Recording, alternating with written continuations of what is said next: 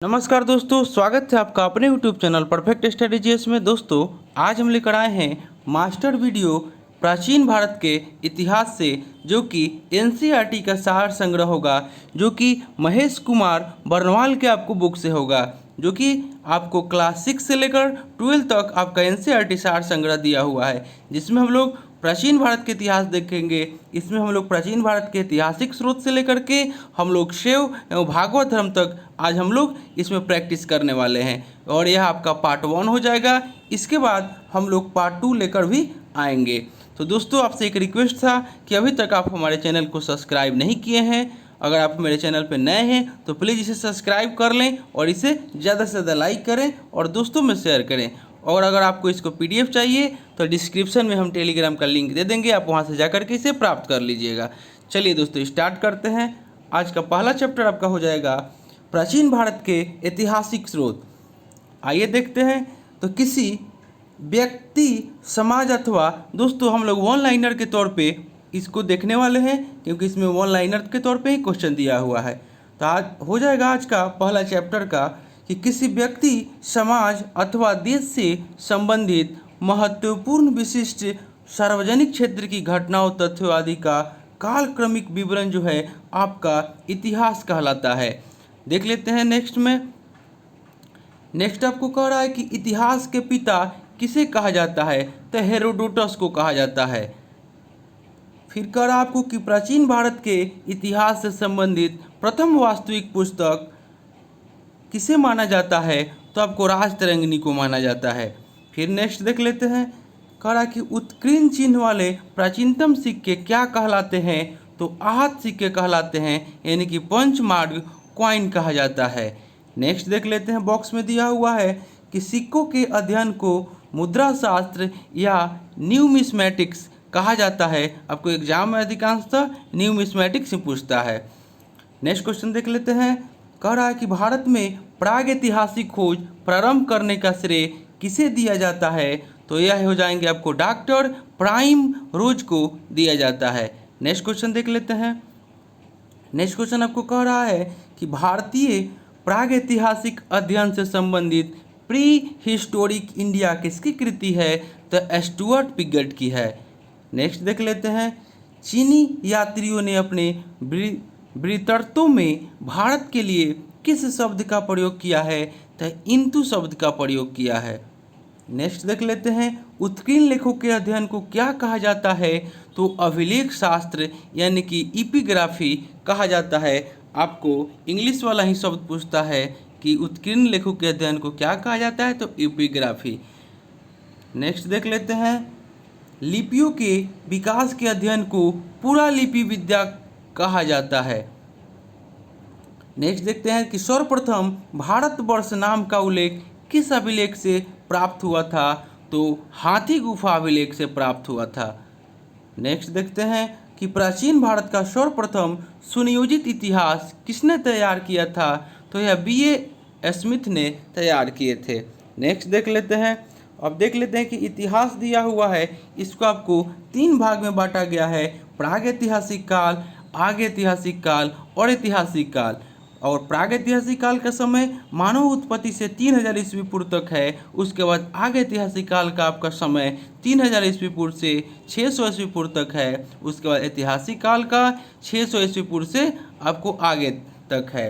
देख लेते हैं आपको प्रागैतिहासिक काल। तो पुरातात्विक साक्ष्य अध्ययन का एकमात्र स्रोत लिखित साक्ष्य उपलब्ध नहीं है आपको प्रागैतिहासिक काल में, और लिखित साक्ष्य उपलब्ध है किंतु पठनीय है, अपठनीय है, यानी कि आपको आगे ऐतिहासिक काल। और ऐतिहासिक काल पुरातात्विक एवं साहित्यिक दोनों प्रकार के साक्ष्य आपको ऐतिहासिक काल में उपलब्ध है। नेक्स्ट देख लेते हैं। नेक्स्ट आपको कह रहा है कि प्राचीन भारतीय इतिहास को जानने के लिए किन स्रोतों का प्रयोग किया जाता है, तो धार्मिक ग्रंथ, ऐतिहासिक ग्रंथ और पुरातात्विक साक्ष्य तथा विदेशी का विवरण। नेक्स्ट देख लेते हैं। नेक्स्ट आपको है कि ब्राह्मी लिपि को सर्वप्रथम किस विद्वान ने पढ़ा, तो जेम्स प्रिंसेप ने 1837 ईस्वी में पढ़ा। नेक्स्ट क्वेश्चन देख लेते हैं। भारत के प्राचीनतम ग्रंथ वेदों का संकलनकर्ता किसे माना जाता है, तो यह माना जाता है महर्षि कृष्ण देवप्यायन वेद व्यास को। नेक्स्ट देख लेते हैं। नेक्स्ट आपको कह रहा है इसमें कि पौराणिक मान्यता के अनुसार भारत के प्राचीनतम राजा कौन थे, तो आपका वैवस्वत मनु थे। वैवस्वत मनु। वायु पुराण में किस वंश का उल्लेख है, तो वायु पुराण में गुप्त वंश का उल्लेख है। नेक्स्ट देख लेते हैं। कौटिल्य के अर्थशास्त्र किस वंश के इतिहास की जानकारी मिलती है, तो मौर्य वंश के इतिहास की जानकारी मिलती है। नेक्स्ट देख लेते हैं। जैन धर्म का प्रारंभिक इतिहास किस ग्रंथ से प्राप्त होता है, तो कल्पसूत्र से प्राप्त होता है। देख लेते हैं बॉक्स में क्या दिया हुआ है। बॉक्स में दिया हुआ है कि भारतीय पुरातत्व सर्वेक्षण संस्कृति मंत्रालय के एक संलग्न संगठन है। नेक्स्ट देख लेते हैं। नेक्स्ट आपका मत्स्य पुराण किस वंश से संबंधित है, तो मत्स्य पुराण आपको आंध्र सातवाहन वंश से संबंधित है। नेक्स्ट देख लेते हैं। विष्णु पुराण किस वंश से संबंधित है, तो मौर्य वंश से संबंधित है। दोस्तों आप लोग इसे अच्छा से आप लोग इसे सुनिए और इसे जो जहाँ भी अगर आपको लगे कि हमको नया क्वेश्चन मिल रहा है, आप लोग तुरंत उसे नोट कर लीजिए। खरोष्ठी लिपि लिखी जाती थी दाएं से बाएं की ओर। नेक्स्ट देख लेते हैं। नेक्स्ट कह रहा है कि नारद स्मृति से किस वंश के विषय में जानकारी मिलती है, तो गुप्त वंश के विषय में जानकारी मिलती है। नेक्स्ट देख लेते हैं। स्मृति ग्रंथों में सबसे प्राचीन और प्रमाणिक पुस्तक कौन सी है, तो आपका मनु स्मृति हो जाएगा। उसके बाद कह रहा है आपको कि शुंग काल का मानक ग्रंथ किसे कहा जाता है, तो मनु स्मृति को कहा जाता है। उसके बाद आपको क्वेश्चन हो जाएगा कि स्त्री को पुरुष की अर्धांगिनी किस ग्रंथ में कहा गया है, तो आपको सतवत ब्राह्मण में कहा गया है। देख लेते हैं बॉक्स में क्या दिया हुआ है। बॉक्स में आपको दिया हुआ है कि महाभारत का प्रारंभिक उल्लेख आश्वलायन गृह सूत्र में मिलता है। महाभारत का प्रारंभिक उल्लेख आश्वलायन गृह सूत्र में मिलता है और प्रारंभ में इसमें 8800 श्लोक थे और इसका नाम आपको जय संहिता था। और कुछ समय पश्चात यह बढ़कर 24,000 श्लोक हो गया और भारत नाम से प्रसिद्ध हुआ। अंत में 1 लाख श्लोक होने के कारण इसको सप्तसाहस्री संहिता या महाभारत कहा जाने लगा। यानी कि अभी वर्तमान में इसमें 1 लाख श्लोक होने के कारण इसे सप्तसाहस्री संहिता या महाभारत कहा जाता है। अभी वर्तमान में आपको पूछेगा तो आपको यही बताना है कि 1 लाख श्लोक हैं और इसे अभी महाभारत कहा जाता है। नेक्स्ट क्वेश्चन देख लेते हैं क्या बोल रहा है आपको। नेक्स्ट में आपको है कि पुरालेख विद्या से क्या अभिप्राय है, तो शिलालेखों के अध्ययन से संबंधित है। पुरालेख विद्या। पूरा अवशेष का महानतम अन्वेषण किसे माना जाता है, तो डार्विन को माना जाता है। फिर देख लेते हैं कि इब्न बतूता का यात्रा वृत्तांत किस नाम से प्रसिद्ध है, तो रेहला नाम से प्रसिद्ध है। नेक्स्ट देख लेते हैं वेनसोग ने किस विश्वविद्यालय में बौद्ध धर्म का अध्ययन किया था, तो आपको नालंदा विश्वविद्यालय में बौद्ध धर्म का अध्ययन किया था। नेक्स्ट देख लेते हैं। नेक्स्ट आपको कुछ अभिलेख दिए हुए हैं और उनके शासक हैं, हम देख ले। अभिलेख आपका हो जाएगा हाथी गुफा अभिलेख, इनके शासक हो जाएंगे कलिंग नरेश खारवेल। उसके बाद ऐहोल अभिलेख हो जाएगा, इसके शासक हो जाएंगे पुलकेशिन सिंह द्वितीय। उसके बाद आपका नासिक अभिलेख हो जाएगा, इसके शासक हो जाएंगे गौतमी बलश्री। नेक्स्ट देख लेते हैं। नेक्स्ट में है जूनागढ़ अभिलेख, इसके शासक रुद्रदामन हो जाएंगे। नेक्स्ट देख लेते हैं प्रयाग अस्तम अभिलेख, इसके शासक आपको समुद्रगुप्त हो जाएंगे।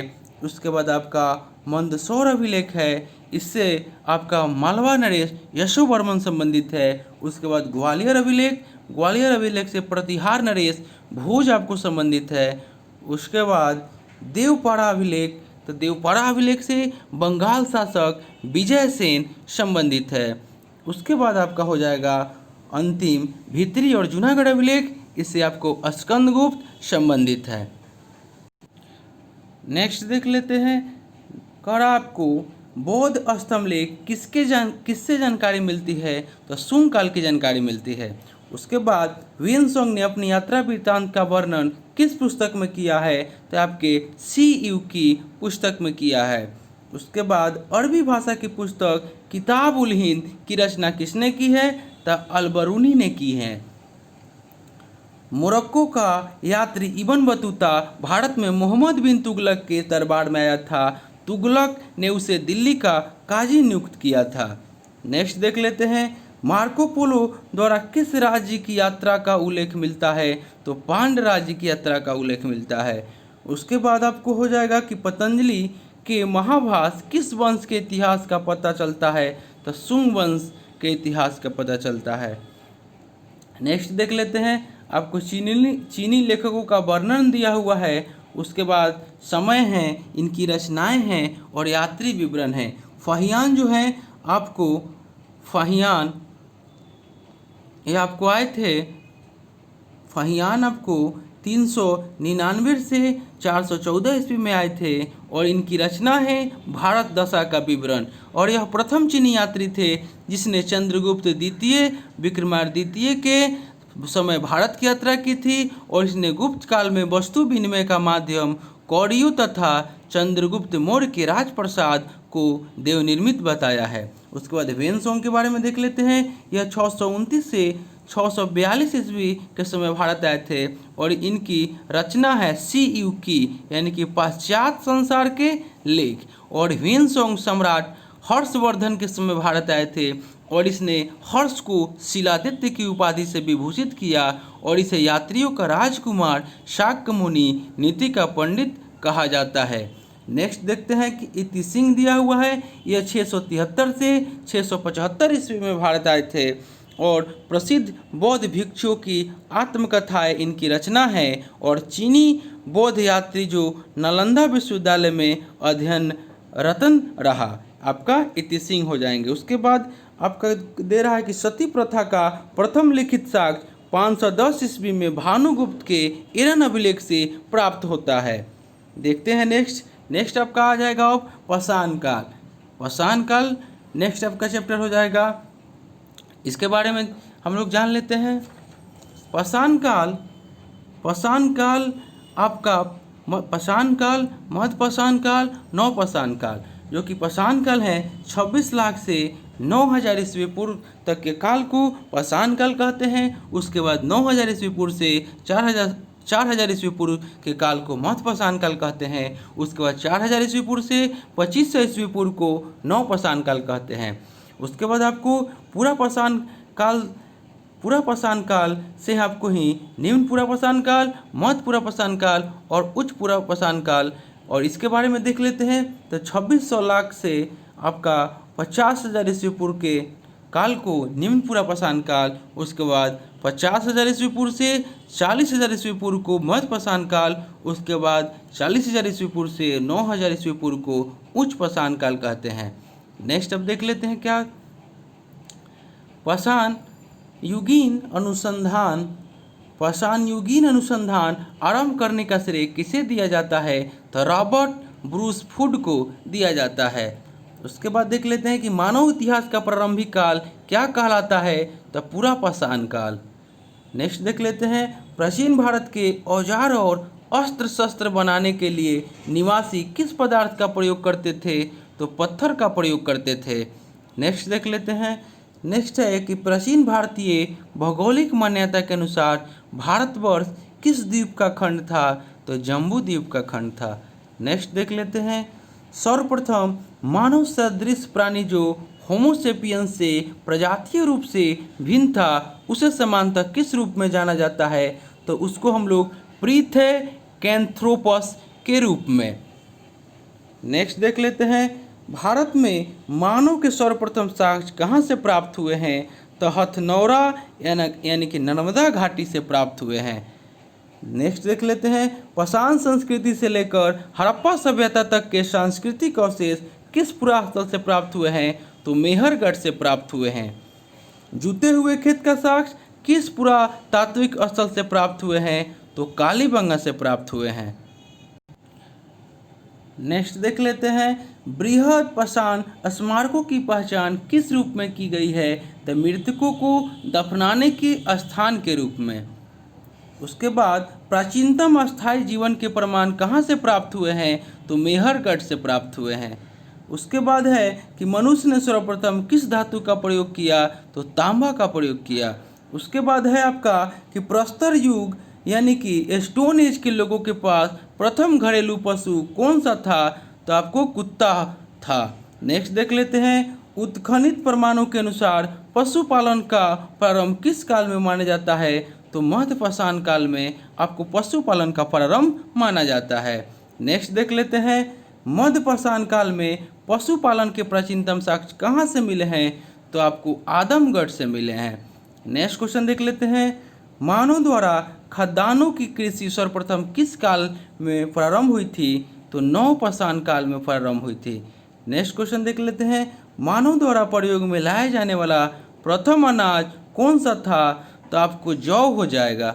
नेक्स्ट क्वेश्चन देख लेते हैं, चालकोलिथ युग को किस अन्य नाम से जाना जाता है, तो इसको हम लोग त्रामपाषाण युग के नाम से जानते हैं। देख लेते हैं कि त्रामपाषाण कालीन स्थल है, त्रामपाषाण कालीन स्थल दिया हुआ है और उसका राज्य दिए हुए हैं और उससे प्राप्त साक्ष्य है, तो आपको स्थल हो जाएगा इनाम गांव। इनाम गांव जो है आपको महाराष्ट्र राज्य में है और यहाँ से कच्ची मिट्टी के मकान, गोलाकार गड्ढों वाले मकान के साक्ष्य मिले हैं। उसके बाद दैमाबाद, ये भी आपको महाराष्ट्र में है और यहाँ से कलश समाधान तथा कलश को घरों के फर्श के नीचे रखने का सबसे बड़ा त्रामपाषाणिक स्थल है। उसके बाद नवादा टोली, यह भी आपका महाराष्ट्र में है और इसका उत्खनन SD सांकलिया द्वारा चित्रित काले मृदभान का प्रमाण मिले हैं। नेक्स्ट देख लेते हैं, नेक्स्ट है आपका नेवासा। नेवासा जो है ये भी आपका महाराष्ट्र में है और यहाँ से पटसन का प्रथम साक्ष्य और लाल तल पर काली डिजाइन वाले चौक निर्मित बर्तनों के प्रमाण और आपका त्रामवती जो दिया हुआ है यहाँ यह राजस्थान में है और यहाँ से काले मृदभान सफ़ेद रैखिक चिन्हों के सजे रहते हैं। बॉक्स में जो दिया हुआ है, नवपाषाण काल शब्द का सर्वप्रथम प्रयोग 1865 ईस्वी में सर जॉन लुबाक ने किया था। नेक्स्ट देख लेते हैं, नेक्स्ट आपको है कि भारतीय पुरातत्व सर्वेक्षण के प्रथम महानिदेशक कौन थे, तो जॉन मार्शल थे। नेक्स्ट क्वेश्चन देख लेते हैं, भारतीय पुरातत्व का जनक फादर ऑफ इंडियन आर्कियोलॉजी किसे कहा जाता है, तो अलेक्जेंडर कनिघम को कहा जाता है। नेक्स्ट देख लेते हैं, भारत के किस आरंभिक पुरापाषाण युग के शिलाश्रय से सर्वाधिक चित्र प्राप्त हुए हैं, तो भीमबेटका जो कि आपको मध्य प्रदेश से है यहाँ से प्राप्त हुए हैं। उसके बाद कुंभकारी यानी कि मिट्टी के बर्तन बनाने की कला के सर्वप्रथम प्रमाण किस युग से प्राप्त हुए हैं, तो यह नवपाषाण काल से प्राप्त हुए हैं। नेक्स्ट है पेम्बल उपकरण संबंधित है, पेबल उपकरण संबंधित है निम्न पुरापाषाण काल से। फिर नेक्स्ट है कि त्रामवती के नाम से कौन सी संस्कृति प्रसिद्ध है, तो आहार संस्कृति प्रसिद्ध है। नेक्स्ट क्वेश्चन है कि माइक्रोलिथिक औजार संबंधित है मध्यपाषाण काल से। नेक्स्ट क्वेश्चन है कि बेलन घाटी से प्राप्त औजार किस काल से संबंधित है, तो निम्न पुरापाषाण काल से संबंधित है। नेक्स्ट है कि मानव की आखेटक और खाद्य संग्राहक की अवस्था किस काल से जुड़ी है, तो पुरापाषाण काल से जुड़ी है। नेक्स्ट है, नेक्स्ट आपका है बॉक्स में दिया हुआ है कि त्रामपाषाण कालीन संस्कृति में महाराष्ट्र के लोग मृतकों को घर के फर्श के नीचे उत्तर दक्षिण दिशा में रखकर दफनाते थे। नेक्स्ट क्वेश्चन है कि भारत के दो सर्वाधिक प्राचीन ज्ञात मध्यपाषाण कालीन स्थल कौन से है, तो आपको महादहा और सराय नाहर राय। नेक्स्ट क्वेश्चन है आपका कि आधुनिक मानव होमोसेपियंस का प्रादुर्भाव कब हुआ, तो आपका उच्च पुरापाषाण काल में। नेक्स्ट है कि क्वार्टाजाइट पत्थरों के स्थान पर जैस्पर चट आदि के पत्थर सर्वप्रथम कब प्रयुक्त हुए, तो मध्यपाषाण काल से। नेक्स्ट है अग्नि का उपयोग करना मानव ने सर्वप्रथम कब सीखा, तो नवपाषाण काल से।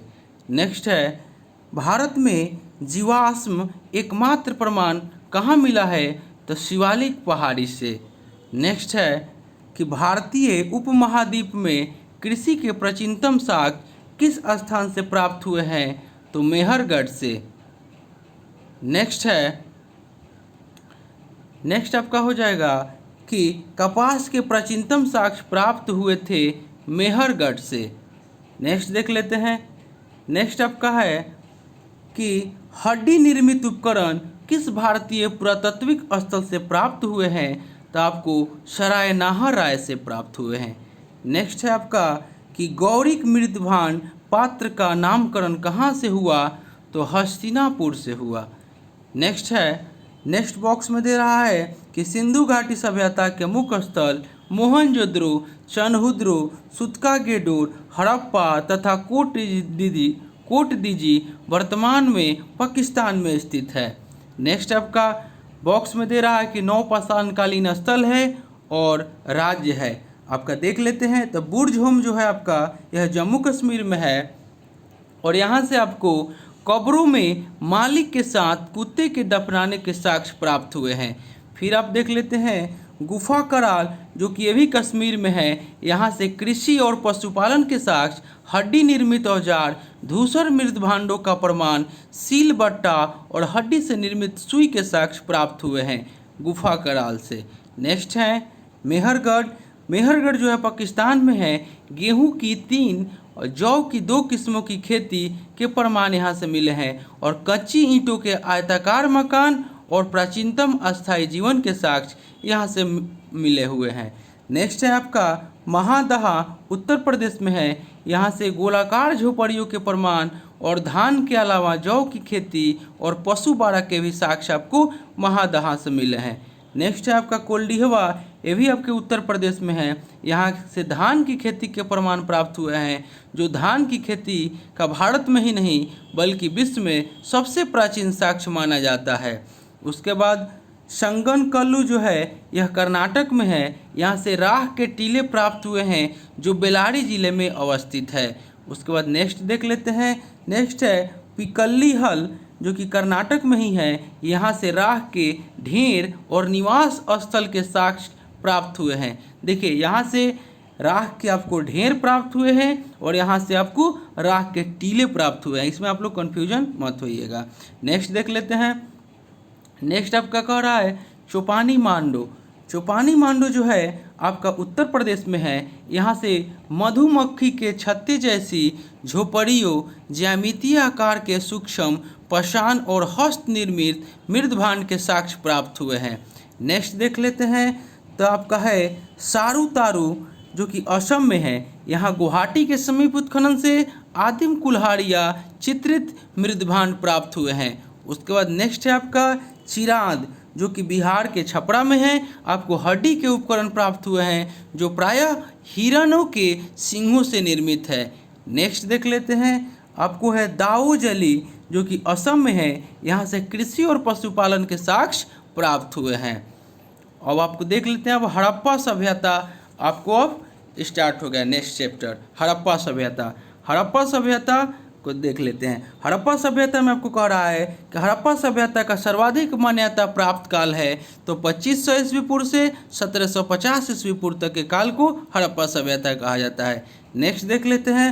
हड़प्पा नामक पूरा स्थल किस सभ्यता से संबंध है, तो सिंधु घाटी सभ्यता से संबंध है। नेक्स्ट है आपका कि हड़प्पा सभ्यता की लिपि किस प्रकार की थी, तो आपको भाव चित्रात्मक थी। नेक्स्ट है आपका हड़प्पा सभ्यता की जानकारी का प्रमुख स्रोत क्या है, तो पुरातात्विक खुदाई। नेक्स्ट है आपका मोहनजोदड़ो का शाब्दिक अर्थ है, तो आपका मृतकों का टीला। नेक्स्ट क्वेश्चन देख लेते हैं। सिंधु सभ्यता किससे संबंधित है, तो आपको आग ऐतिहासिक युग से संबंधित है यानी कि प्रोटो हिस्टोरिक एज से। नेक्स्ट क्वेश्चन देख लेते हैं। मूर्ति पूजा का आरंभ कब से माना जाता है, तो पूर्व आर्य काल से माना जाता है। नेक्स्ट देख लेते हैं। बॉक्स में दिया हुआ है कि सिंधु वासियों ने पहली बार तांबे में टीन मिलाकर कांसा तैयार किया था, इसलिए इसे कांस्य युगीन सभ्यता भी कहा जाता है। नेक्स्ट देख लेते हैं। नेक्स्ट आपका है कि हड़प्पा की समकालीन सभ्यता रंगपुर कहाँ स्थित है, तो यह आपको सौराष्ट्र में स्थित है। नेक्स्ट देख लेते हैं। हड़प्पा संस्कृति का वह कौन सा स्थल है जहाँ दुर्ग तथा निचला नगर अलग अलग प्राचीरों से घिरे हुए हैं, यह आपका कालीबंगन हो जाएगा। नेक्स्ट है मोहनजोदड़ो एवं हड़प्पा सभ्यता की पुरातात्विक खुदाई किसके द्वारा की गई थी? तो सर जॉन मार्शल के द्वारा की गई थी। नेक्स्ट है हड़प्पा कालीन स्थलों में अभी तक किस धातु की प्राप्ति नहीं हुई है? तो ये लोहा जो है इसकी प्राप्ति हड़प्पा कालीन स्थलों में नहीं हुई है। नेक्स्ट देख लेते हैं सिंधु घाटी के लोग किसकी पूजा करते थे? तो सिंधु घाटी के लोग मातृ देवी की पूजा करते थे। नेक्स्ट देख लेते हैं उत्खनित प्रमाणों के अनुसार सिंधु सभ्यता का स्थल बनवाली आपको हरियाणा में घग्गर और उसकी सहायक नदियों की घाटी में स्थित है।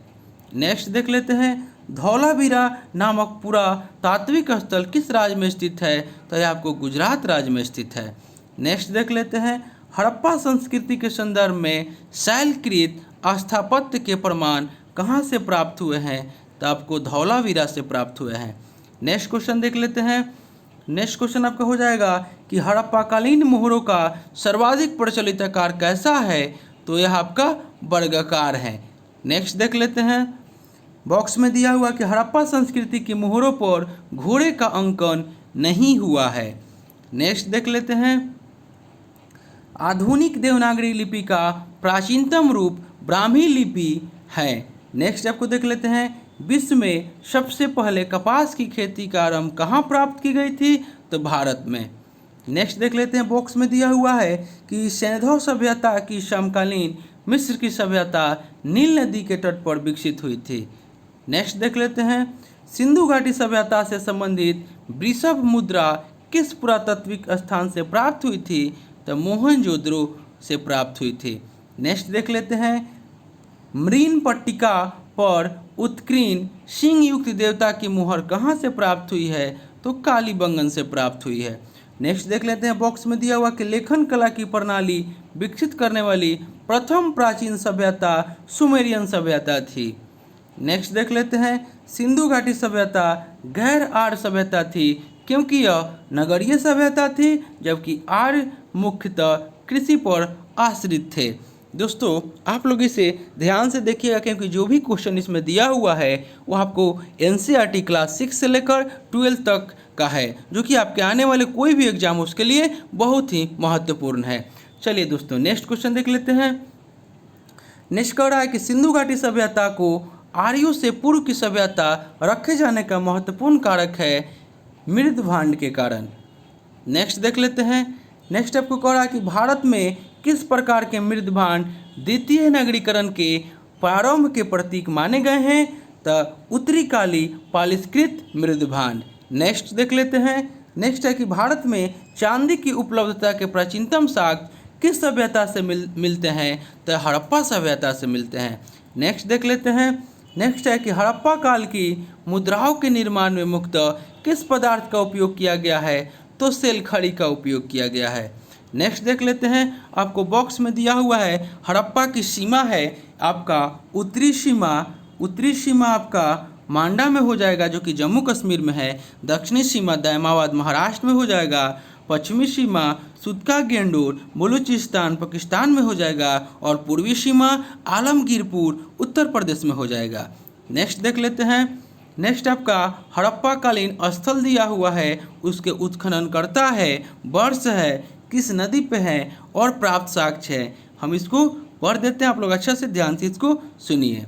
नेक्स्ट क्वेश्चन आपका है कि हड़प्पा सभ्यता जो है यह मोंटेगोमरी जिला पाकिस्तान में है और इसके उत्खननकर्ता राय बहादुर दयाराम सहनी व्हीलर और माधव स्वरूप वत्स से और इसका वर्ष 1921 हो जाएगा और यह हड़प्पा रावी नदी के तट पर है। और यहाँ से प्राप्त साक्ष्य जो है अन्न भंडार, कांसे से निर्मित खिलौना गाड़ी और पारदर्शी वस्त्र पहने हुए एक मूर्ति, गरुड़ चित्रित मुद्रा, मछुआरे का चित्र, शंख का बैल और कांस्य दर्पण आपको हड़प्पा से मिले हैं।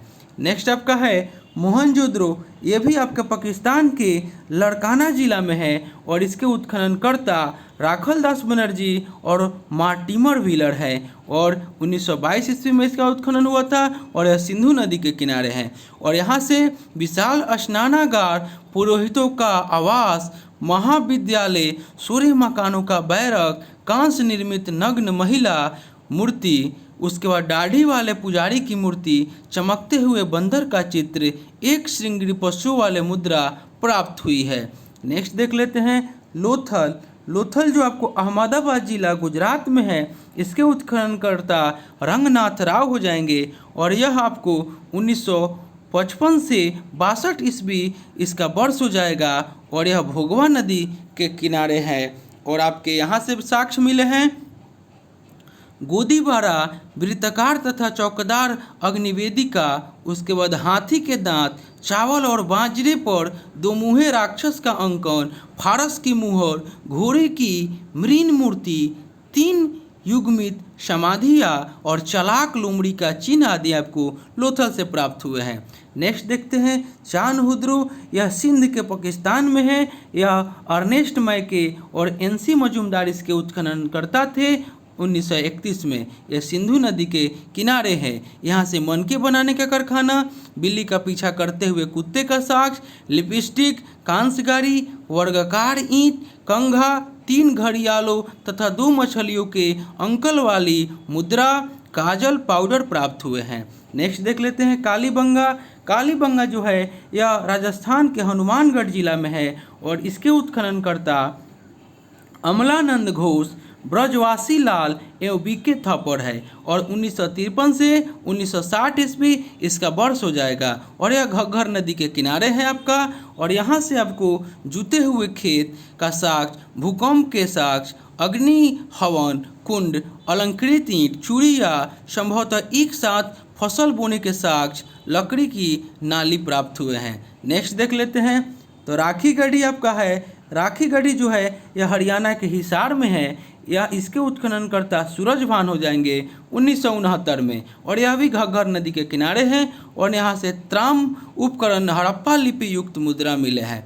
नेक्स्ट क्वेश्चन देख दें कोट दीजिए। यह आपका पाकिस्तान के खैरपुर में है और इसे धूर एवं फजल अहमद इसके आपके उत्खननकर्ता हो जाएंगे और यह 1935 से 1955 ईस्वी का वर्ष हो जाएगा और यह सिंधु नदी के किनारे है। और किलेबंदी का साक्ष्य नहीं और कच्चे ईंटों के मकान और चूल्हे यहाँ से प्राप्त हुए हैं। नेक्स्ट देख लेते हैं। नेक्स्ट आपका हो जाएगा बनवाली। बनावली जो हो जाएगा यह हरियाणा के हिसार में है और इसके उत्खननकर्ता RS बिष्ट हो जाएंगे, जिनको हम लोग रविंद्र बिष्ट कहते हैं और यह 1973 इसका वर्ष हो जाएगा और यह सरस्वती नदी के किनारे है। और यहाँ से प्राप्त साक्ष्य जो है मिट्टी का हल यानी कि खिलौना, सड़कों पर बैलगाड़ी के पहिए का साक्ष्य तथा जौ के साक्ष्य प्राप्त हुए हैं। नेक्स्ट देख लेते हैं रोपर। यह आपको रोपर जो है रूपनगर पंजाब में है। यह इसके उत्खननकर्ता यगदत्त शर्मा, वर्ष 1955, सतलज नदी के किनारे हैं और तांबे की कुल्हाड़ी, मानव के साथ कुत्ते दफनाने के साक्ष्य भी आपको यहाँ से मिले हैं। फिर नेक्स्ट देखते हैं रंगपुर। रंगपुर जो है कठियावाड़ गुजरात में है। इसके उत्खननकर्ता SR राव 1954 ईस्वी में। यह भादर या मादर नदी के किनारे है। यहाँ से ज्वार या बाजरा, 3 संस्कृतियों के अवशेष, नालियाँ, कच्चे ईंट के दुर्ग, धान की भूसी रंगपुर से आपको प्राप्त हुए हैं। नेक्स्ट देख लेते हैं आलमगीरपुर। आपको उत्तर प्रदेश के मेरठ में है। इसके उत्खननकर्ता यगदत्त शर्मा 1958 में किए थे और यह हिंडन नदी के किनारे हैं और मृद भांडों पर रंगीन चित्रकारी के साक्ष्य यहाँ से प्राप्त हुए हैं। नेक्स्ट देख लेते हैं। नेक्स्ट आपका हो जाएगा सुतकागेडोर, जो कि बलूचिस्तान पाकिस्तान में है। इसके उत्खननकर्ता आपको ऑरेंज स्टाइन जॉर्ज डेल्स हो जाएंगे 1927 से 1962। यह दास्क नदी के किनारे है। 3 संस्कृतियों के साक्ष्य, प्राकृतिक चट्टान पर अवस्थित मानव अस्थि, राख से भरा बर्तन और बेबीलोन से व्यापार के साक्ष्य और बंदरगाह यहाँ से प्राप्त हुए हैं। नेक्स्ट है मांडा, आपको जम्मू कश्मीर में है। इसके उत्खननकर्ता जगपति जोशी हो जाएंगे और यह 1982 में इस किए थे और यह चेनाब नदी के किनारे हैं और यहाँ से चट, ब्लेड, हड्डी निर्मित वनाग्र, मोहरों के साक्ष्य प्राप्त हुए हैं।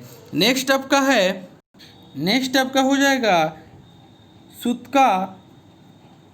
सुतका को जो है पीर इन बलूचिस्तान में है, इसके उत्खननकर्ता जॉर्ज डेल्स हो जाएंगे 1962 में। और यह सादी कौर नदी के किनारे हैं और 2 टीले और मृदभान के साक्ष्य यहाँ से प्राप्त हुए हैं। नेक्स्ट देखते हैं सुरकोटदा जो कि गुजरात में है, और जगपति जोशी इसके आपको उत्खननकर्ता हो जाएंगे 1964 में, और यह सरस्वती नदी के किनारे है। और यहाँ से कलश सावधान, घोड़े की हड्डी, तराजू का पलड़ा यहाँ से प्राप्त हुए हैं। और देख लेते हैं बॉक्स में क्या दिया हुआ है। तो हड़प्पा सभ्यता में विनिमय का मुख्य साधन वस्तु विनिमय प्रणाली को माना जाता है।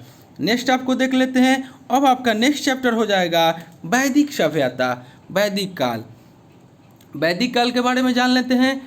वेद का शाब्दिक अर्थ क्या है, तो ज्ञान हो जाएगा। सर्वाधिक प्राचीनतम वेद कौन सा है, तो ऋग वेद हो जाएगा।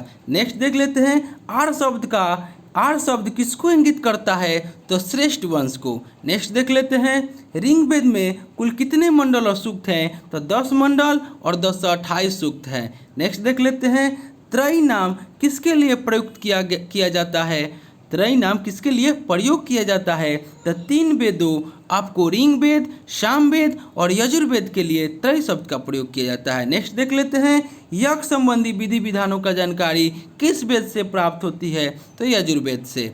नेक्स्ट देख लेते हैं आपका 4 वेदों में से किस एक में जादुई माया और वशीकरण का वर्णन है, तो अथर्ववेद हो जाएगा।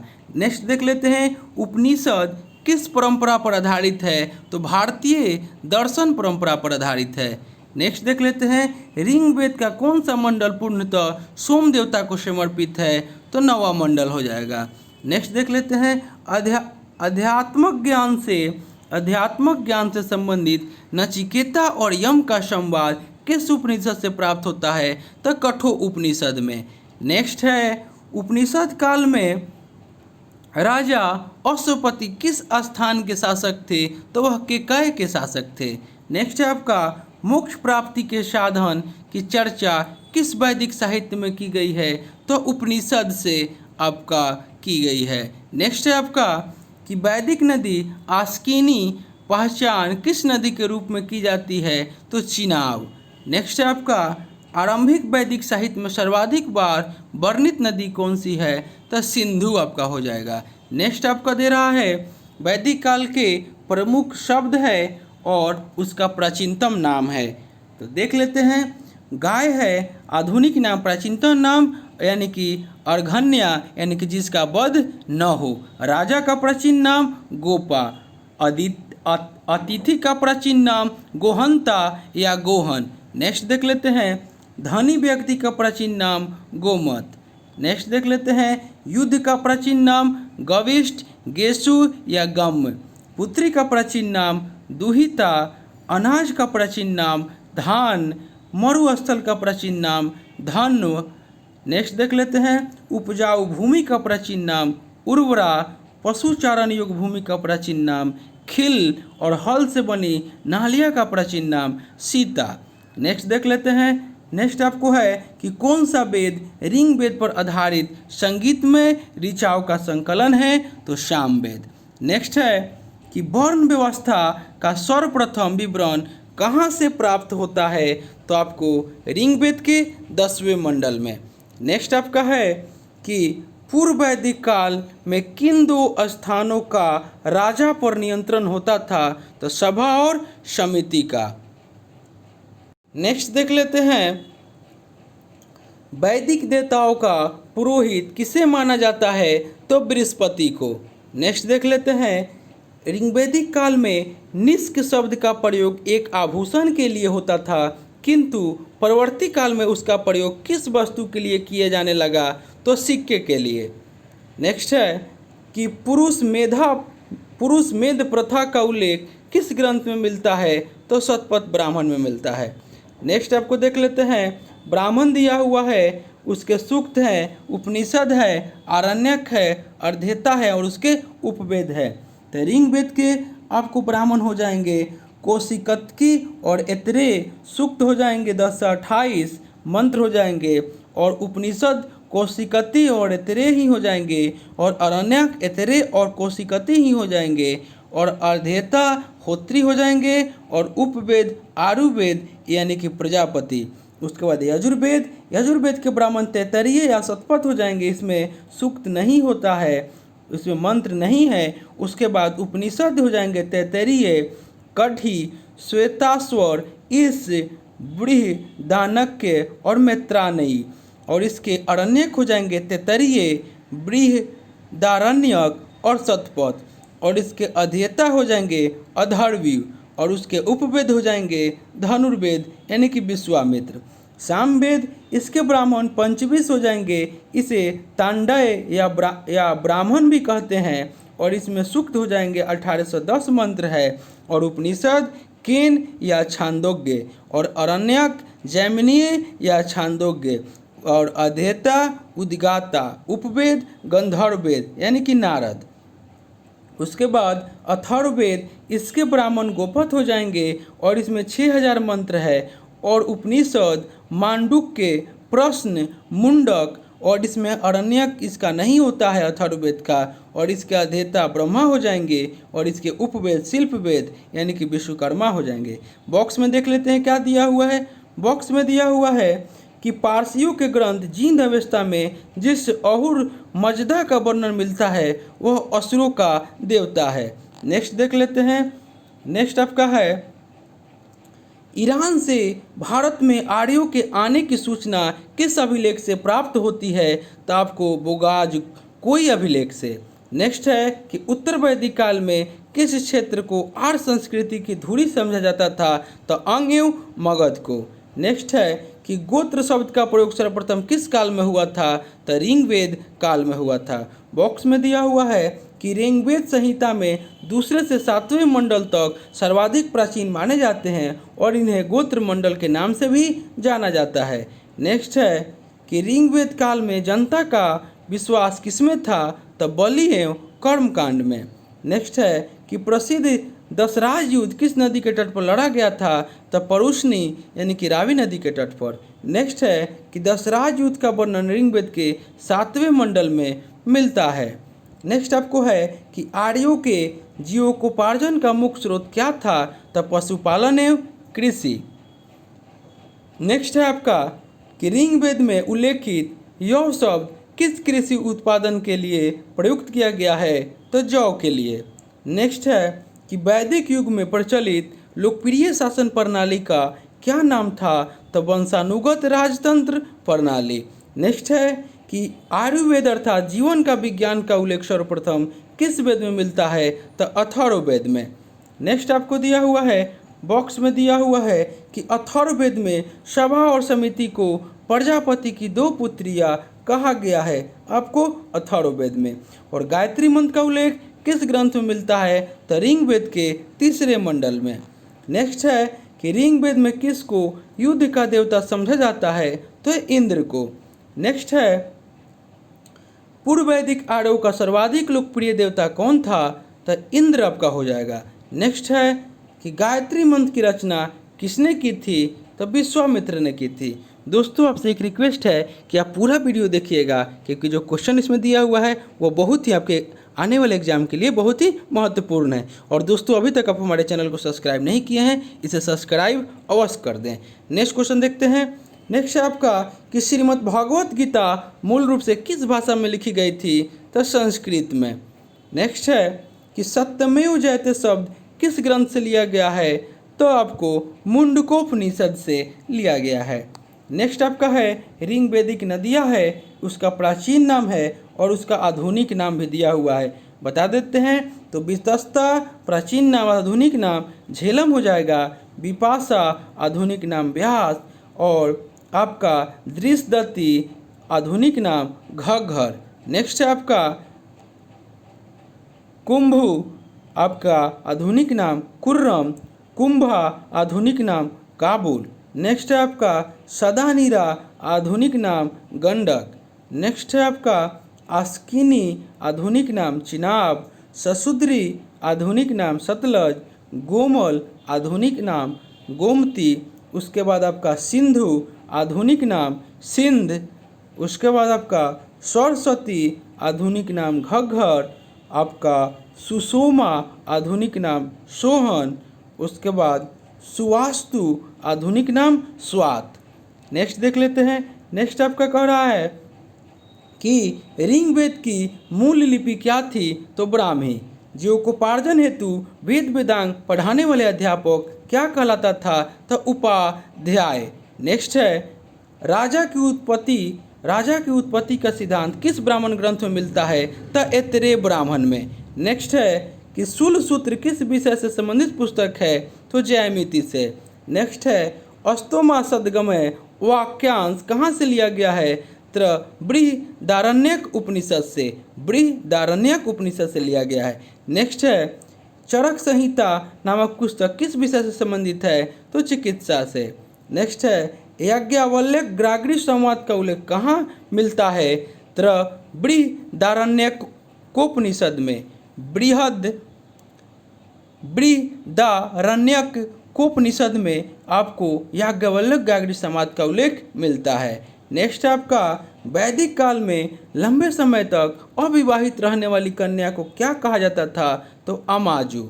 नेक्स्ट है वैदिक काल में द्विज श्रेणी में कौन कौन शामिल थे, ब्राह्मण, क्षत्रिय एवं वैश्य। नेक्स्ट है अब आपका नेक्स्ट चैप्टर स्टार्ट हो जाएगा जैन धर्म। जैन धर्म के बारे में देख लेते हैं। तो जैन धर्म के संस्थापक कौन थे, तो ऋषभदेव, इनको हम लोग आदिनाथ भी कहते थे। नेक्स्ट देख लेते हैं तीर्थकर शब्द किससे संबंधित है, तो जैन धर्म से। नेक्स्ट है अनेकात्ववाद किस धर्म मूल सिद्धांत दर्शन है, तो जैन धर्म का। नेक्स्ट है आपका जैन धर्म के कर्म परमाणुओं के पूर्ण विनाश को सूचित करने वाली अवस्था को क्या कहा जाता है, तो निर्जरा। नेक्स्ट है आपका जैन धर्म में संवर का क्या अभिप्राय है, तो जीव की ओर नए कर्म का प्रवाह रुक जाना। बॉक्स में आपको दिया हुआ है कि गंग वंश के राजा राजमल चतुर्थ के मंत्री और सेनापति चामुंड राय ने 974 ईस्वी में श्रवणबेलगोला के पास एक जिन मूर्ति का निर्माण करवाया था, जो बाहुबली यानी कि गोमतेश्वर की मूर्ति कहलाती है। और यहाँ पर 12 वर्ष के अंतराल पर मनाया जाने वाला उत्सव महामस्तकाभिषेक के नाम से जाना जाता है। नेक्स्ट देख लेते हैं त्रिरत्न सिद्धांत यानी कि समयक दर्शन, समयक आचरण, समय ज्ञान किस धर्म से संबंधित है, तो जैन धर्म से संबंधित है। नेक्स्ट देख लेते हैं कि आजीवक संप्रदाय के संस्थापक कौन थे, तो मखली गोसाल थे। नेक्स्ट आपको देख लेते हैं। नेक्स्ट आपका है कि अनुव्रत सिद्धांत किस धर्म से संबंधित है, तो जैन धर्म से संबंधित है। नेक्स्ट देख लेते हैं कि यापनीय किसका संप्रदाय था, तो जैन धर्म का। नेक्स्ट है आपका कि प्रारंभिक जैन साहित्य किस भाषा में लिखे गए थे, तो अर्धमागधी में लिखे गए थे। नेक्स्ट आपका है कि पार्श्वनाथ से संबंध होने के कारण कौन सा स्थल जैन सिद्ध क्षेत्र माना जाता है, तो समेध शिखर। नेक्स्ट आपका है कि जैन संप्रदाय में प्रथम विभाजन के पश्चात निर्मित श्वेतांबर संप्रदाय के संस्थापक कौन थे, तो आपका स्थूलभद्र।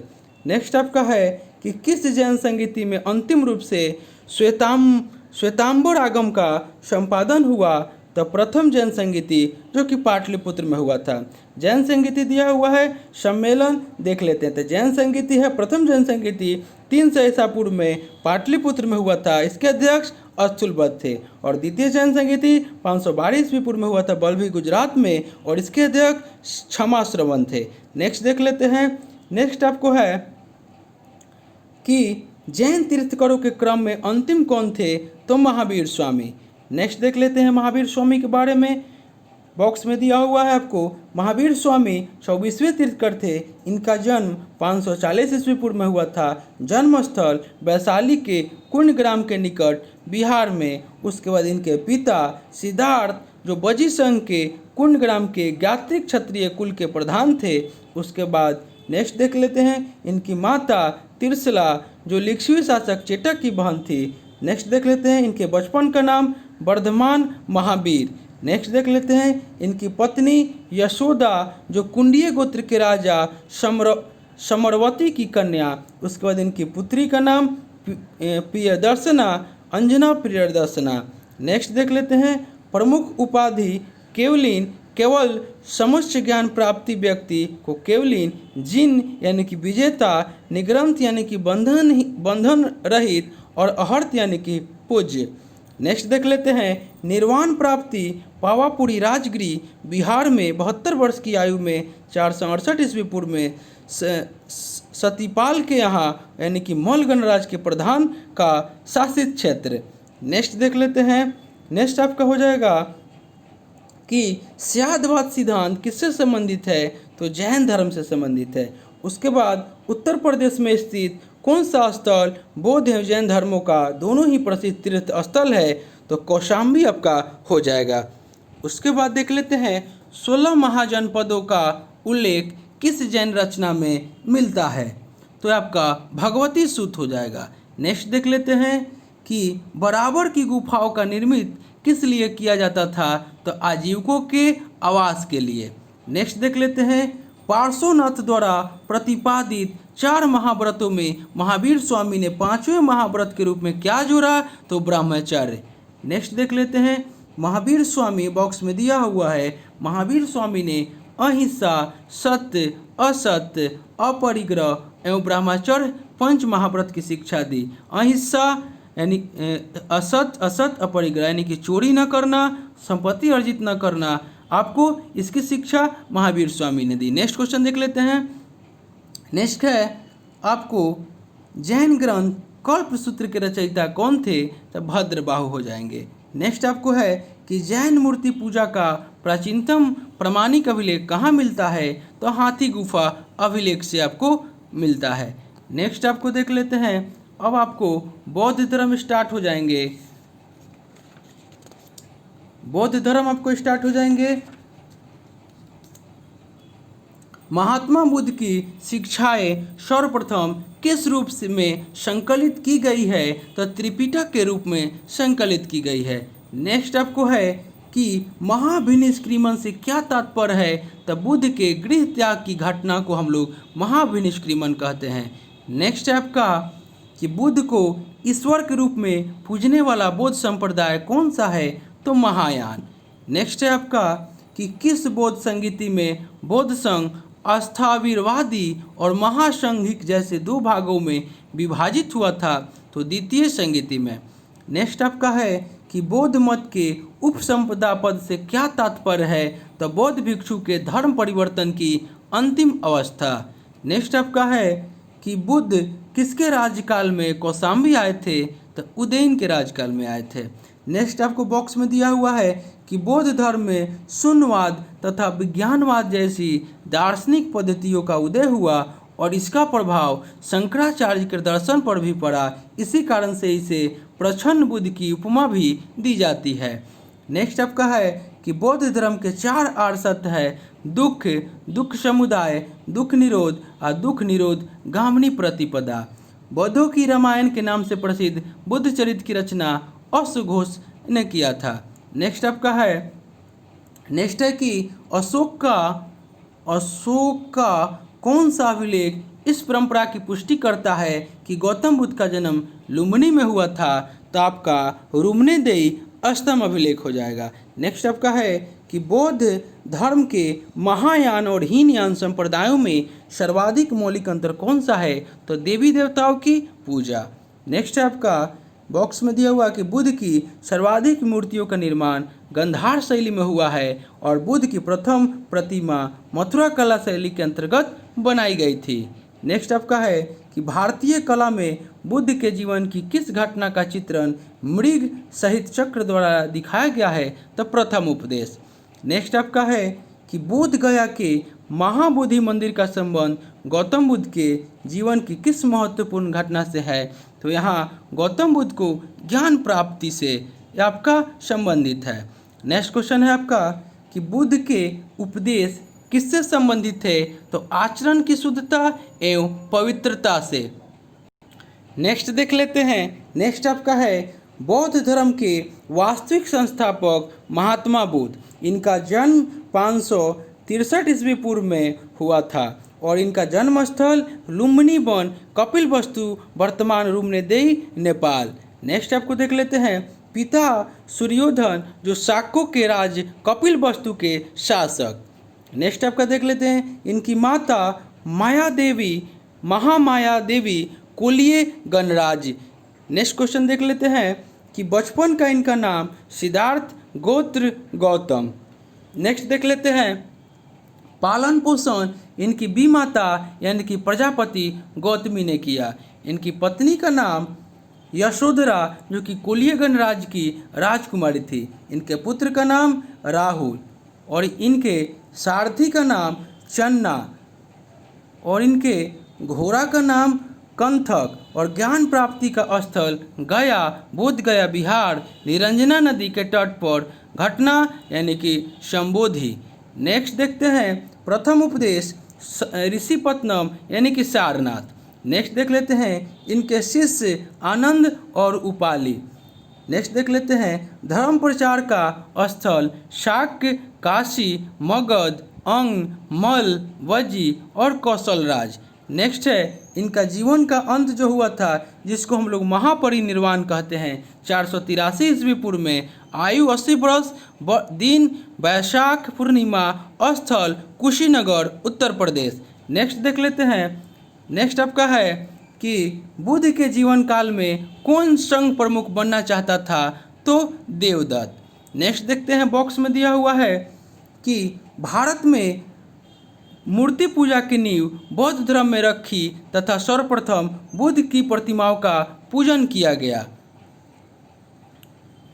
नेक्स्ट देखते हैं, नेक्स्ट आपका है कि नालंदा विश्वविद्यालय की स्थापना किस काल में हुई थी, तो गुप्त काल में हुई थी। नेक्स्ट आपका है कि अष्टांगिक मार्ग की संकल्पना किससे संबंधित है, तो धर्मचक्र प्रवर्तन से संबंधित है। नेक्स्ट है कि बौद्ध संघ में भिक्षुणी के रूप में स्त्रियों के प्रवेश की अनुमति बुद्ध द्वारा कहाँ दी गई थी, तो वैशाली में। नेक्स्ट आपका है बौद्ध संगीत दिया हुआ है जो 4 बौद्ध संगीत हुआ था। प्रथम बौद्ध संगीति जो है वह 483 ईस्वी पूर्व में राजगृह में हुआ था और अध्यक्ष महाकश्यप थे और शासन अजातशत्रु। द्वितीय बौद्ध संगीति 383 ईस्वी पूर्व में स्थान वैशाली, अध्यक्ष शाबा कमीर यानी कि शाबा कामी और शासनकाल कालाशोक। नेक्स्ट है आपका तृतीय बौद्ध संगीति 250 ईस्वी पूर्व में पाटलिपुत्र में हुआ था, अध्यक्ष मोगलीपुत्र थे और शासन अशोक। नेक्स्ट है आपका चतुर्थ बौद्ध संगीति 98 ईस्वी पूर्व में कुंडल वन में और अध्यक्ष थे आपका वसुमित्र और शासक आपका कनिष्क के शासनकाल में। नेक्स्ट आपको देखते हैं, नेक्स्ट आपका है कि नागा अर्जुन किस बौद्ध संप्रदाय के थे, तो माध्यमिक संप्रदाय के। नेक्स्ट आपका देखते हैं कि विश्व का सबसे ऊंचा विश्व शांति स्तूप बिहार में कहाँ स्थित है, तो राजगीर में। नेक्स्ट आपका देख लेते हैं कि बुद्ध की 80 फुट ऊंची प्रतिमा जो बोध गया में स्थित है किसके द्वारा निर्मित की गई है, तो जापानियों के द्वारा। नेक्स्ट देख लेते हैं कि एशिया के ज्योतिपुंज के नाम से किसे जाना जाता है, तो गौतम बुद्ध को। नेक्स्ट देख लेते हैं शून्यता के सिद्धांत का सर्वप्रथम प्रतिपादन करने वाला बौद्ध दार्शनिक कौन था, तो नागार्जुन। नेक्स्ट आपका हो जाएगा कि नौ नालंदा महाविहार किसके लिए विख्यात थे, तो पाली अनुसंधान संस्थान के लिए। नेक्स्ट आपका देख लेते हैं, नेक्स्ट आपका हो जाएगा कि बौद्ध तथा जैन दोनों ही धर्म किस मत में विश्वास रखते हैं, तो कर्म तथा पूर्ण जन्म के सिद्धांत में। नेक्स्ट आपका है कि गौतम बुद्ध को एक देवता का स्थान किस राजा के शासनकाल में प्राप्त हुआ, तो कनिष्क के शासनकाल में। नेक्स्ट है आपका कि बुद्ध की खड़ी प्रतिमा किस काल में बनाई गई, तो कुषाण काल में। कुषाण काल में आपको बुद्ध की खड़ी प्रतिमा बनाई गई। नेक्स्ट है आपका कि प्रथम शताब्दी ईस्वी पूर्व में किस भारतीय बौद्ध भिक्षुक को चीन भेजा गया था, तो आपको नागार्जुन को भेजा गया था। नेक्स्ट आपको नेक्स्ट दिया हुआ है त्रिपिटक। त्रिपिटक के बारे में हम लोग देख लेते हैं। त्रिपिटक आपको सूत पिटक, विनय पिटक, अभिधम पिटक। सूत पिटक स्वरूप पिटकों में बृहत्तम, विषय बुद्ध के उपदेशों और संवादों का संकलन सूत पिटक में है। विनय पिटक पिटकों में लघुतम यानी कि बौद्ध संघ के अनुसार विचार और नियम निषेध का संकलन है। उसके बाद अभिधम पिटक पिटकों में मध्यम बुद्ध के आध्यात्मिक और दार्शनिक विचारों का संकलन अभिधम पिटक में है। नेक्स्ट देख लेते हैं। नेक्स्ट आपका हो जाएगा कि बुद्ध के जीवन पर किन 4 दृश्यों का अत्यधिक प्रभाव पड़ा। तो वृद्ध व्यक्ति, बीमार व्यक्ति, मृतक तथा प्रसन्नचित्त सन्यासी। नेक्स्ट है कि मगध के किस राजा ने बुद्ध के निवास के लिए वेलुवन नामक महाविहार बनवाया था। तो बिंबिसार ने। नेक्स्ट देख लेते हैं कि संघ में प्रवेश करने वाली प्रथम महिला कौन थी। तो प्रजापति गौतमी। नेक्स्ट है आपका कि बुद्ध ने अपने जीवन की अंतिम वर्षा ऋतु कहाँ व्यतीत की। वैशाली में।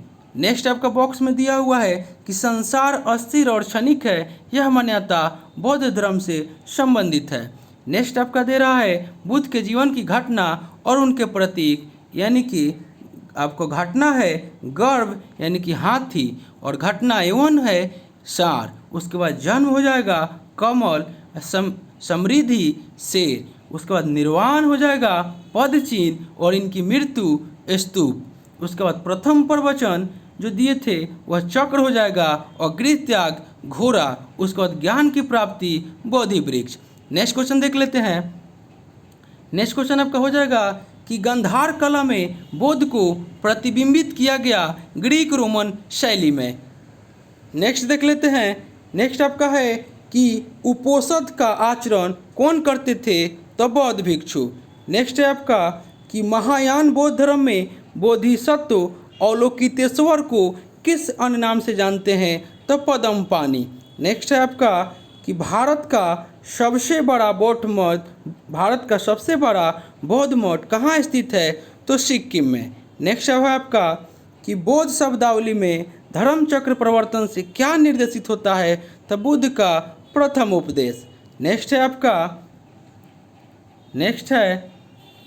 कि वज्रयान बौद्ध धर्म में बुद्ध की संगनी को कहा जाता था तारा। नेक्स्ट है आपका कि बौद्ध धर्म की किस शाखा में अनात्म सिद्धांत पुद्गल को मान्यता दी गई। तो स्वास्तिक। नेक्स्ट है आपका महासांघिकों के अनुसार जीव किससे निर्मित है। तो 9 धर्म से। नेक्स्ट है आपका कि बौद्ध धर्म के त्रिरत्नों में क्या शामिल है। तो बुद्ध धम्म और संघ। नेक्स्ट है आपका कि बौद्ध दर्शन के अनुसार कारण एवं कार्य के सिद्धांत को किस प्रकार जाना जाता है। तो प्रतीत्य समुत्पाद के आपको कारण एवं कार्य के सिद्धांत को जाना जाता है। नेक्स्ट आपका बॉक्स में दिया हुआ है कि प्रतीत्य समुत्पाद का अर्थ है संसार की सभी वस्तुएं किसी न किसी कारण से उत्पन्न हुई है, इस प्रकार वे इस पर निर्भर है। नेक्स्ट देख लेते हैं। नेक्स्ट आपका अंतिम चैप्टर आज का हो जाएगा शैव एवं भागवत धर्म। देख लेते हैं इसके बारे में। नैनार कौन थे। तो नैनार शैव उपासक थे। नेक्स्ट देख लेते हैं मतम्यूर से क्या तात्पर्य है। तो प्राचीन भारत में एक शैव संप्रदाय। नेक्स्ट देख लेते हैं त्रिमूर्ति तथा अर्धनारीश्वर की पूजा किस काल में प्रारंभ हुई थी। तो गुप्त काल में। नेक्स्ट आपको है कि मेगास्थनीज्म ने भगवान शिव को कौन सी संज्ञा दी। तो डायनोसिस की संज्ञा दी। नेक्स्ट है आपका कि जैन ग्रंथ उत्तराध्ययन सूत्र में वासुदेव का संबंध किस जैन तीर्थकर से बताया गया है। तो अरिस्टोनेमी। नेक्स्ट है आपका कि लिंग पूजा का प्रथम स्पष्ट उल्लेख किस पुराण में मिलता है। तो मत्स्य पुराण में आपको मिलता है। नेक्स्ट आपको बॉक्स में दिया हुआ है अथर्ववेद श्वेताश्वर उपनिषद में शिव का एक नाम महादेव मिलता है। शिव की प्राचीनतम मूर्ति 1ली शताब्दी ईस्वी की मद्रास के निकट नेरीगुटा में स्थित कुंडीमल्लम लिंग के रूप में प्राप्त हुई है। नेक्स्ट है आपका अर्धनारीश्वर मूर्ति में आधे शिव तथा आधी पार्वती किसके प्रतीक है। देव और उसकी शक्ति के योग का। नेक्स्ट है आपका दक्षिण भारत में शैव आंदोलन में किसकी प्रमुख भूमिका थी। तो नैनार संतों की। नेक्स्ट है आपका कि नैनार संतों की संख्या कितनी थी। तो 63। नेक्स्ट है आपका कि एक संप्रदाय के रूप में शैव धर्म का प्रारंभ किस काल में हुआ। तो शुंग सातवाहन काल में हुआ। आपको बॉक्स में दिया हुआ है प्रमुख दर्शन है और उनके प्रतिपादक है। तो आपको सांख्य दर्शन, इनके प्रतिपादक सांख्य दर्शन इनका आधार ग्रंथ सांख्य सूत्र प्रतिपादक कपिल मुनि। न्याय दर्शन आधार ग्रंथ न्याय सूत्र इनके प्रतिपादक अक्षपाद गौतम। योग दर्शन इनके आधार ग्रंथ योग सूत्र और इनके प्रतिपादक पतंजलि। उसके बाद वैशेषिक दर्शन इनके आधार ग्रंथ वैशेषिक सूत्र प्रतिपादक कनाद और उलुक। नेक्स्ट है मीमांसा इनके आपको हो जाएंगे पूर्व मीमांसा सूत्र और इनके प्रतिपादक जैमिनी। वेदांत इनके हो जाएंगे ब्रह्मा सूत्र और इनके प्रतिपादक बदरायन हो जाएंगे। नेक्स्ट देख लेते हैं। नेक्स्ट आपका है आजीवक संप्रदाय और इनके संस्थापक। तो आजीवक संप्रदाय के संस्थापक आपके मखलीपूत गोसाल हो जाएंगे। घोर अक्रियावादी के संस्थापक पूरन कश्यप हो जाएंगे। यदृच्छावाद के संस्थापक आचार्य अजित केशकाम्बलिन हो जाएंगे। नेक्स्ट है आपका भौतिकवादी के प्रतिपादक पकूद कच्चायन हो जाएंगे। नेक्स्ट है आपका अनिश्चयवादी के प्रतिपादक संजय वेठलीपुत्र हो जाएंगे। अनिश्चयवादी के प्रतिपादक हो जाएंगे। नेक्स्ट है आपका भागवत धर्म का प्रवर्तक किसे माना जाता है? तो कृष्ण को। नेक्स्ट है कि किस ग्रंथ में सर्वप्रथम देवकी के पुत्र कृष्ण का वर्णन किया गया है? तो छांदोग्य उपनिषद में। नेक्स्ट है आपका भागवत संप्रदाय के विकास का श्रेय किन शासकों को दिया जाता है? तो गुप्त शासकों को। नेक्स्ट आपका बॉक्स में हेलियोडोरस तक्षशिला का निवासी था तथा उसके बेशनगर अभिलेख से वासुदेव के संबंध में वर्णन मिलता है। नेक्स्ट है आपका कि कर्म का सिद्धांत किस दर्शन से संबंधित है? तो मीमांसा से। उसके बाद अवतारवाद का संबंध का उल्लेख किस ग्रंथ में मिलता है? तो श्रीमद् भागवत गीता में। नेक्स्ट आपको बॉक्स में दिया हुआ है कि भगवत गीता में मोक्ष के साधन के रूप में धर्म कर्म तथा भक्ति को समान महत्व दिया गया है। नेक्स्ट है आपका वह प्राचीन स्थल जहाँ 60,000 ऋषि मुनियों की सभा में संपूर्ण महाभारत कथा का वाचन किया गया था, वह है नैमी सारण्य यानी कि सीतापुर उत्तर प्रदेश। नेक्स्ट है आपका भागवत संप्रदायों में भक्ति के रूपों की संख्या कितनी है? 9 यानी कि 9धा भक्ति। नेक्स्ट है आपका मेगास्थनीज ने कृष्ण को किस नाम से उल्लेखित किया है? तो हेराक्लीज। नेक्स्ट है आपका दक्षिण भारत में वैष्णव मत का विस्तार किसने किया था? तो अलवार संतों ने। नेक्स्ट आपका बॉक्स में दिया हुआ है कि अलवार संतों की संख्या 12 मानी जाती है और इन संतों में अंडाल नामक महिला संत का भी उल्लेख है जिन्हें दक्षिण की मीरा भी कहा जाता है। नेक्स्ट है आपका नेक्स्ट और आपका अंतिम ये आपका था। तो दोस्तों यह आपको हम NCERT आपका क्लास 6 से 12 तक का महेश कुमार बर्नवाल के बुक से हम लाए हुए थे और यह आपका पार्ट 1 था। इसके बाद हम आपका पार्ट 2 भी लाएंगे। दोस्तों आपसे एक रिक्वेस्ट है कि अभी तक आप हमारे चैनल को सब्सक्राइब नहीं किए हैं, इसे सब्सक्राइब कर दें, इसे ज़्यादा से ज़्यादा लाइक करें, दोस्तों में शेयर करें, फेसबुक व्हाट्सएप और टेलीग्राम के माध्यम से। दोस्तों आपका इसका पार्ट 2 लाएंगे इसके बाद। और यह सार संग्रह जो है आपके आने वाले एग्जाम के लिए बहुत ही महत्वपूर्ण है। इसमें आपको सब सब्जेक्ट दिया हुआ है यानी कि आपको बारी बारी से हर एक सब्जेक्ट हम लेकर के आएंगे। तो चलिए दोस्तों मिलते हैं नेक्स्ट वीडियो में, तब तक के लिए धन्यवाद।